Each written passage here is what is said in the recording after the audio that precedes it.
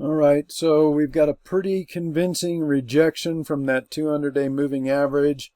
I warned a couple things when we got this moved down. I said price was stretched too far below the 200-day moving average. We'd need some kind of a regression event.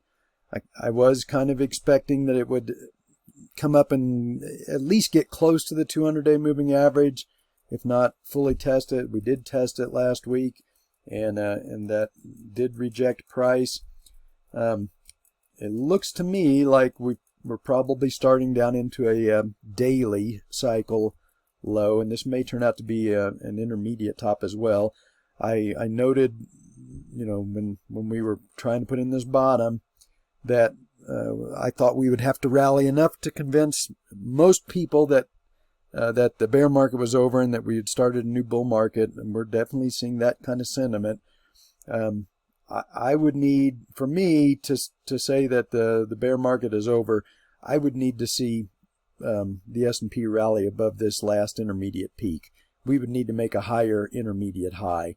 Until that happens, I'm going to just continue to assume that we're still in a bear market. We're probably starting a recession, and I don't really expect it to be over until the spring of next year.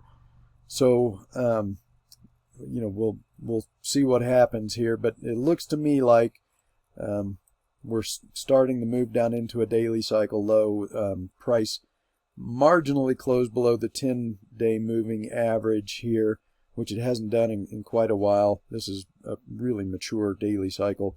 The close below that 10-day moving average is suggesting that we're probably starting that move down into the daily cycle low. The one caveat is that we have the Jackson Hole Symposium coming up, and they usually try and keep the market propped up ahead of that event. Whether or not they'll be able to do that this year remains to be seen.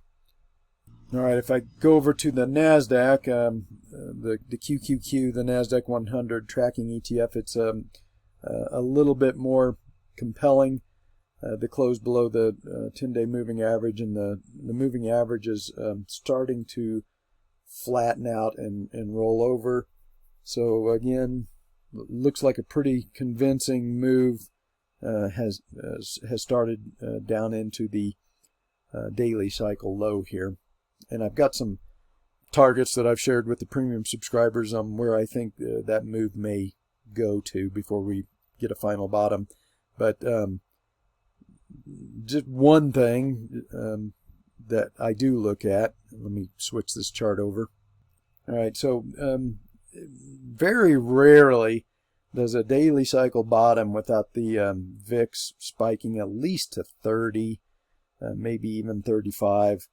So, we're at about 20 right now. So I would not be looking for a final bottom until the VIX I would think it has to at least go above 30. So if we're starting to move down into a daily cycle low, and it sure looks compelling that we are, then I would probably not try and pick a bottom until I see the VIX at least get up to 30 or higher.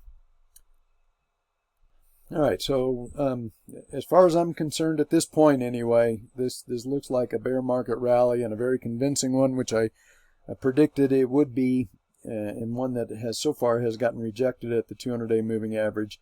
And unless this can complete the daily cycle low, and then we get another rally, and a strong rally that comes up above this peak here, then I'm going to continue to assume that we're probably in a cyclical bear market, and starting a recession in the economy. And at this point, I think the earliest that we would bottom would be the spring of next year. But like I said, if we could get above this peak, then all of that comes off the table, and then I'd say at that point I would have to agree that the bull market has resumed. But that seems unlikely at this point anyway. So until that happens, I'm going to continue to assume that this is just a bear market rally, and one that's looks like it may have topped.